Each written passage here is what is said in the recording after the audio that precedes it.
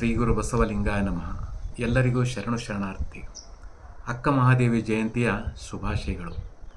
ಸಾಹಸ ಸಂಘರ್ಷಗಳ ಸರಮಾಲೆಯಾಗಿರುವ ಅಕ್ಕ ಮಹಾದೇವಿ ತಾಯಿಯ ಜೀವನ ಒಂದು ಕೌತುಕ, ವಿಸ್ಮಯ.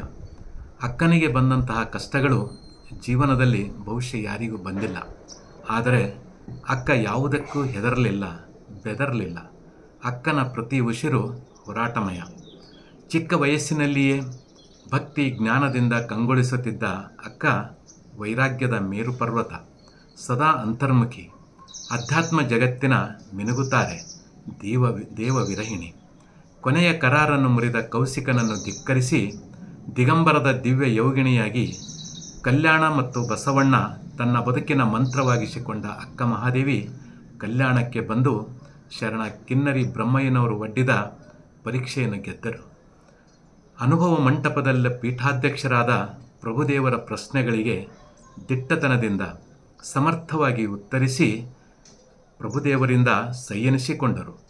ಅಲ್ಲಮ ಪ್ರಭುದೇವರು ಅಕ್ಕ ಮಹಾದೇವಿಯರ ವ್ಯಕ್ತಿತ್ವವನ್ನು ಕಂಡು ಗುಹೇಶ್ವರ ಲಿಂಗದಲ್ಲಿ ಸಂದಿಲ್ಲಿಪ್ಪ ಮಹಾದೇವಿಯಕ್ಕನ ಶ್ರೀಪಾದಕ್ಕೆ ನಮೋ ನಮೋ ಎಂದು ಕೈಮುಗಿಯುತ್ತಾರೆ. ಗುಹೇಶ್ವರ ಲಿಂಗದಲ್ಲಿ ಉಭಯ ನಾಮವಳಿದ ಎನ್ನಕ್ಕ ಎಂದು ಹೊಗಳುತ್ತಾರೆ. ಧರ್ಮಪಿತ ಬಸವಣ್ಣನವರು ಅಕ್ಕ ಮಹಾದೇವಿಯನ್ನು ಅನುಭವ ಮಂಟಪದ ಮಾಣಿಕ್ಯ ಎಂದು ಗೌರವಿಸುತ್ತಾರೆ.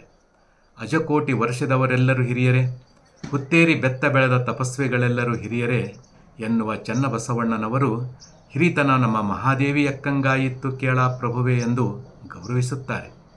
ಇಡೀ ಅನುಭವ ಮಂಟಪದಲ್ಲಿ ಇಡೀ ಶರಣ ಸಮೂಹ ಎದ್ದು ನಿಂತು ಜಯ ಜಯ ಅಕ್ಕ ಮಹಾದೇವಿ ಉಘೇ ಉಘೇ ಎಂದು ಒಕ್ಕೊರಲಿನಿಂದ ಜೈಘೋಷ ಮಾಡುತ್ತಾರೆ. ಹೀಗೆ ಪ್ರಪಂಚದ ಮೊದಲ ಕವಿಯತ್ರಿ, ಶ್ರೇಷ್ಠ ವಚನಕಾರ್ತಿ, ಸರ್ವರಿಗೂ ಅಕ್ಕ, ಜಗದಕ್ಕ ಎನಿಸಿರುವುದು ಅಕ್ಕ ಮಹಾದೇವಿಯವರ ಮೇರು ವ್ಯಕ್ತಿತ್ವಕ್ಕೆ ಸಾಕ್ಷಿ. ಅಕ್ಕ ಮಹಾದೇವಿಯವರ ಜೀವನ ವಿಶ್ವಕ್ಕೆ ಆದರ್ಶ. ಶರಣು ಶರಣಾರ್ಥಿ.